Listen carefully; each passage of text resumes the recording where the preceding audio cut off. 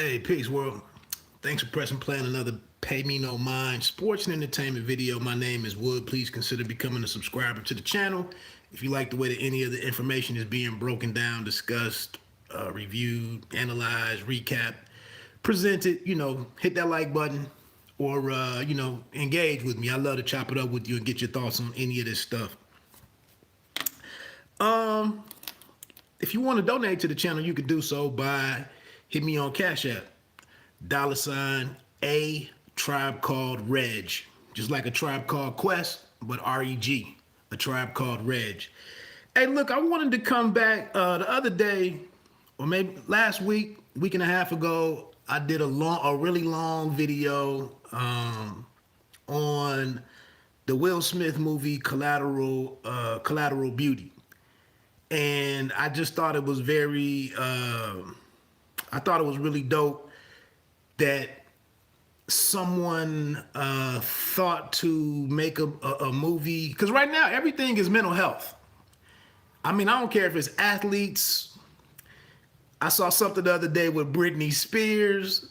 Kanye is out there. Kim Kardashian was on David Letterman's thing on Netflix. She was talking about how she was the after effects of her being robbed in France or whatever, or Paris, which is in France. But we got athletes, 45. I'm hearing different things about him as he's dealing with the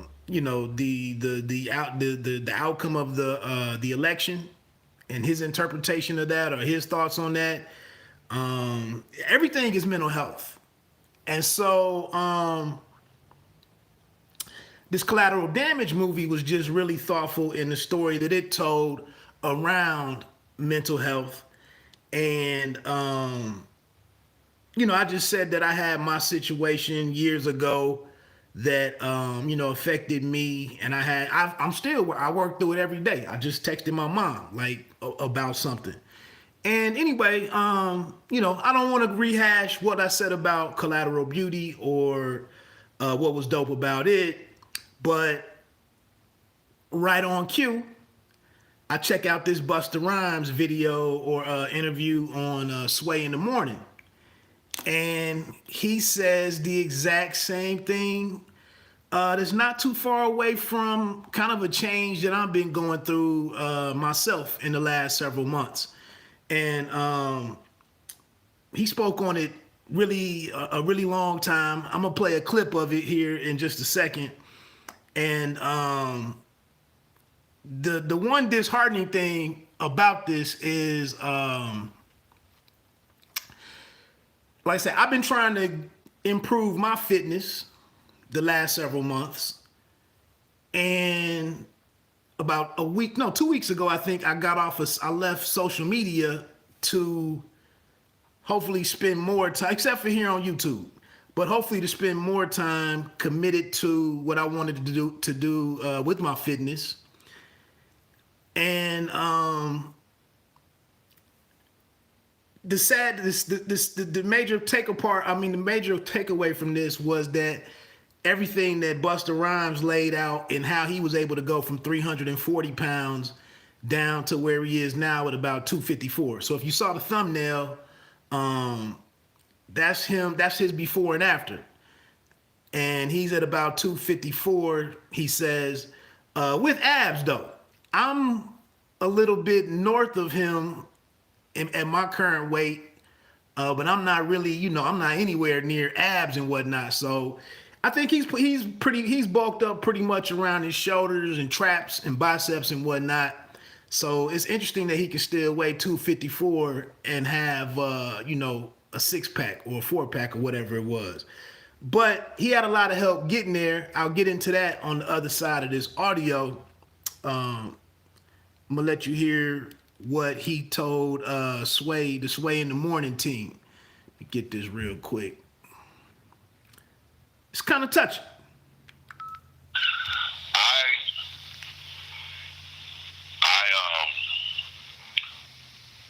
I kind of really let myself go bad when my father passed.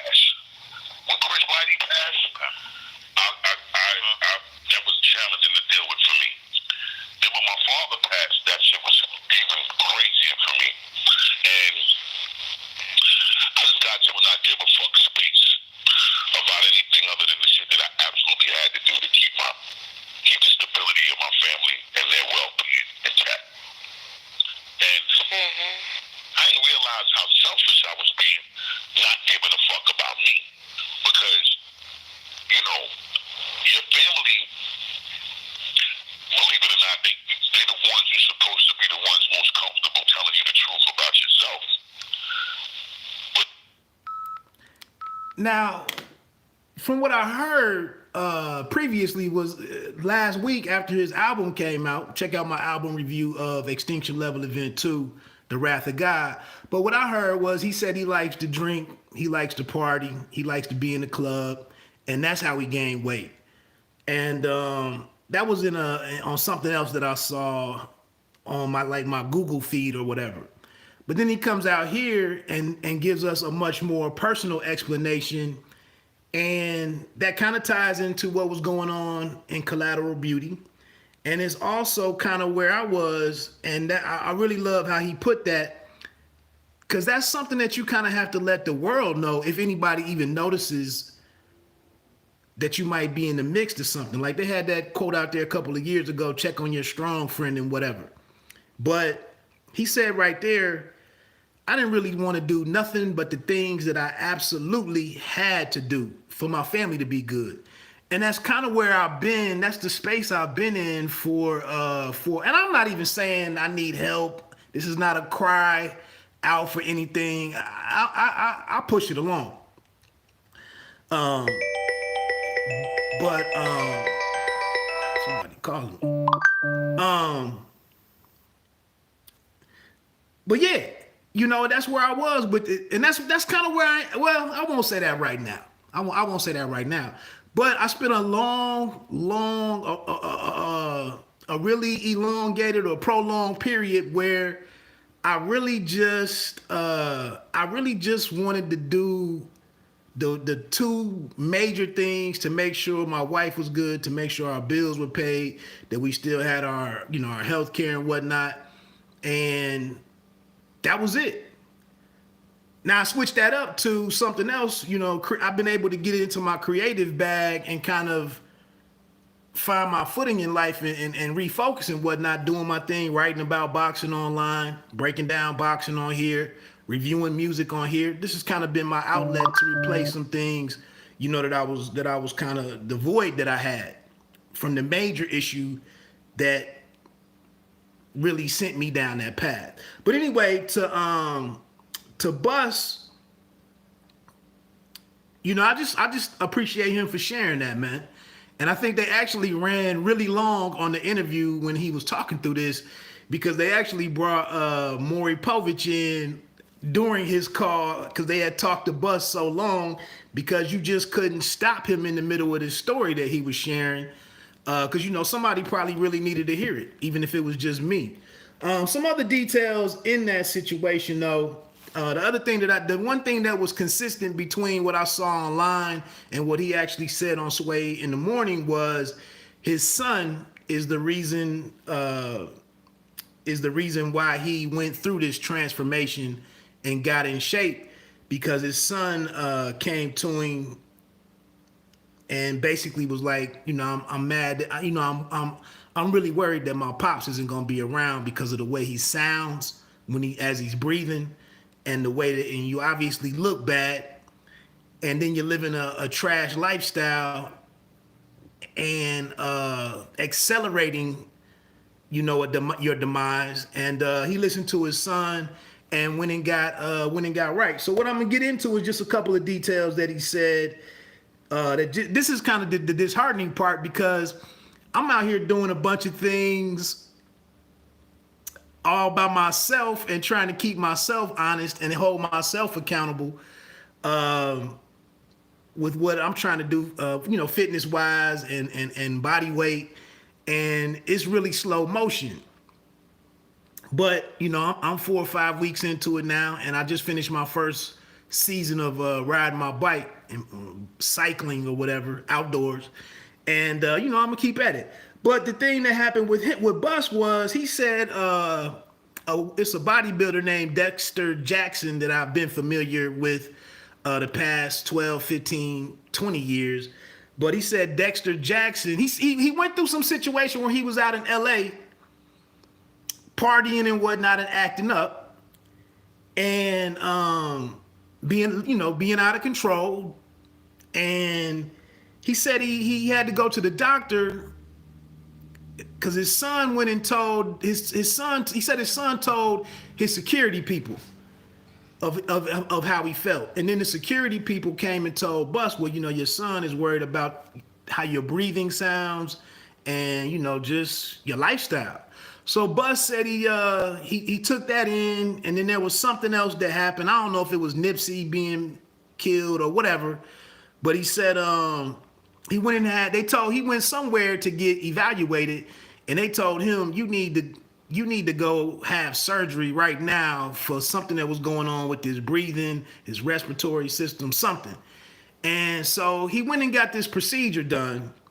And then he said when he got back to New York, he said he saw this video on Instagram. It was a live where the bodybuilder Dexter Jackson tagged him, and he was singing he was rapping the words of "Put your hands where my eyes can see." And Busta Rhymes was like, he said that's a sign, that he took that as a sign that here is a dude who works out and stays in shape, and he's hitting me up at this particular moment. He was like, I need to contact him right away.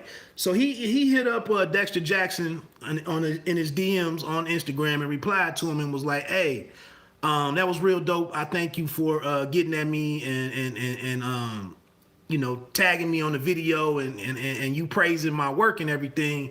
He was like, but I need some help. I need some help physically. And so Dexter Jackson was like, nah, you don't really want no help, man. You just inspired right now. And Bus was like, nah, man, I'm serious as hell. Like, whatever we need to do, let's make it happen. And so Dexter Jackson told him, all right, you can come down to Jacksonville. I guess that's where Dexter Jackson lives. He said, you can come down to Jacksonville and you can't bring nobody. I mean, you can't be down here. Nobody can know where you are. You can't be in touch with. It's like going away to training camp for boxing. But he said, you can't have access to your old world. You got to do everything that I say. You got to be ready to work. And, the minute that you're not giving me 100%, we done. And so Busta said he left immediately. But he took a security guy. He took like two other people, a business manager and something else. And I'll get to that in a second. And so he said, man, he was down there working out like 3 times a day. Conditioning. He was his meal prep, all that was taken care of. He was doing a strength training, a circuit training with Dexter Jackson's wife, and then like some conditioning. So it was 3 workouts per day, and I think he only had Sundays off. And so this is what I'm saying. I'm sitting here trying to do this myself with minimal progress every week. And he's got this regimented system and that he's in the hands of Dexter Jackson and his wife, and he getting it in. And he did this, I don't know the time period that it took, but I'm thinking it was under 6 months. And he said, he said he was, it was too much for him. He said it really kicked his ass, but it was beneficial. It helped.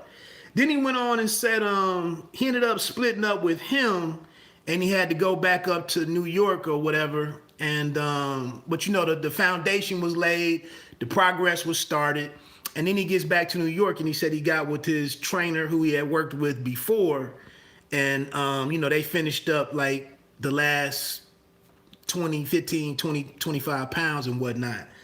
And that's where you see the picture that's on the thumbnail.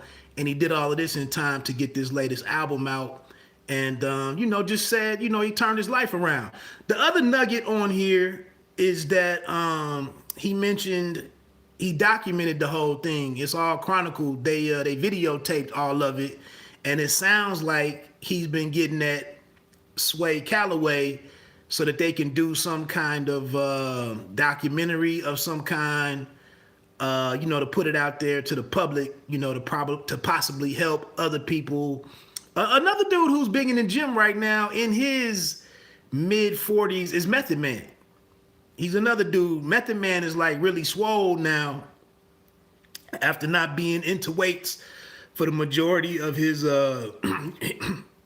his adult life, but now he's deadlifting, you know, benching, squatting. You know, I was checking out some of his gym where he even has a line of apparel now that's all gym gear with different Wu-Tang and Method Man branding on it and whatnot. So that's crazy.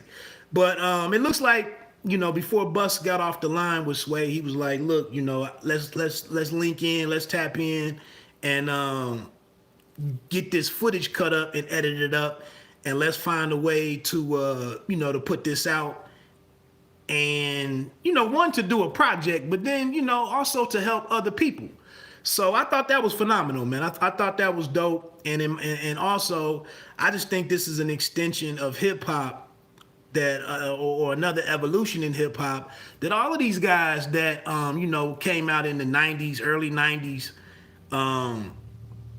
You know, I said this a couple of years ago that I thought the podcast was an excellent evolution in hip hop for older artists who wanted to come back, you know, who don't really sell records and units and whatnot like they used to. They really only, you know, they tour to a certain degree. But if you don't get into acting, if you can't make it happen there, you don't get on one of them dumbass reality shows. You know, not everybody can do all of that, but a lot of guys can go and be, you know, take a stab at podcasting, and that's a pretty hot spot right now. So I thought that was great for a way for older, you know, hip hop veterans to make a living and stay relevant. And then I think then I also thought that the documentary game, it's a lot of these dudes, man, if, you know, DJ Premier, you know, all the guys that he's worked with, you know, being one of the few producers that work with Tupac, or did he work with Pac? But I know Big, you know, Jay, obviously, Nas, like all of those studio sessions, you know, you should be able to, even, you know, especially for a producer, an old school producer who doesn't release a ton of new music, you know, nowadays. I've been kind of busy lately, Dick Primo has. But if you would have documented all of that and captured it and sat down now and to be able to talk about putting together, you know, contributing to Illmatic, contributing to, you know, Jay-Z's project, early projects, the big joints, you know, all of those guys. That's gold right there. And this is mainly from that hip hop documentary that was really popular on Netflix. It's hip hop, Evolution of Hip Hop or something, a hip hop evolution. But if you could do that as one of these producers who's worked with a wide variety of guys, like, I would never leave my couch if it was some stuff like that. So hopefully, you know, guys are being more mindful right now. I know they don't like to share. A lot of the artists don't like to share, you know, how the sausage is made, or, you know, how to what do they call it? How the paste is put in the tube. I know they don't like to share a lot of that stuff, but there's a way to work around that and show some things. But hopefully, you know, somebody is being mindful of this at this point and capturing some of this stuff, understanding, you know, how popular documentaries are and whatnot. And this is a situation, you know, Sway has decades in the television game and whatnot, and, you know, does voiceover or whatever, could definitely put that together. And that could be a hell of a project to go shop around for Busta Rhymes and, you know, get on a Netflix or Amazon Prime or Hulu or whatever. So that's that, man. Check that out. You know, the video, I mean, the audio of that, or the interview, if you have Sirius XM, you can go to the Sway Cala. You can just search his name, if you know, and it'll bring up all of the interviews. And it's dozens of cats on there that he's interviewed, and this is one of the latest ones. It's Busta Rhymes. So, I thought that it was just a really heartfelt and very real moment, because like I said, a lot of people are fighting through a lot of stuff right now, man, and not a lot of people have a circle around them that really give a damn and intervene or reach out to listen to somebody in that manner, or truly offer to really come alongside an individual and really do work with them. I remember a few years ago, I had a buddy. He was overweight. I had gotten into pretty decent shape at this boxing gym I was working out at, and I volunteered to take some of the stuff I was doing in the gym. Me and him could get together one on one, and I would get him together, or help get him together. And I volunteered to come to his spot, and we would work out at his apartment. So this was a 15-minute drive for me. And then, I had to put together the workouts, what we were going to do to make it worth our time. And then I had to encourage this brother, who was a Division I athlete at one point in time. And he let himself go over a lot of stuff that was swirling around in his life. And the thing was that, after trying to help him out, I really just didn't feel like my time was being respected when we would get it in. And then, the fact of the matter is, I'm taking time away from my hobbies, my house, my wife, my personal time, and all you got to do is walk down to the bottom floor of the building and buzz me in, and then you still can't respect my time. So it was short lived, but I did try to help. A lot of people, like I said, the things that I've been working through, ain't been no calls, no texts, no nothing. No, what's going on, man? I ain't seen you around. I ain't heard from you, nothing. So it is what it is, though. Anyway, let me get on out of here, man. Pay me no mind, sports and entertainment. Check that Busta Rhymes interview out on Sway in the Morning if you're a fan of Busta Rhymes, or if you want to hear the rest of that audio clip that I played. Let me get on out of here, man. You don't have to be great to start, but you have to start to be great. Peace.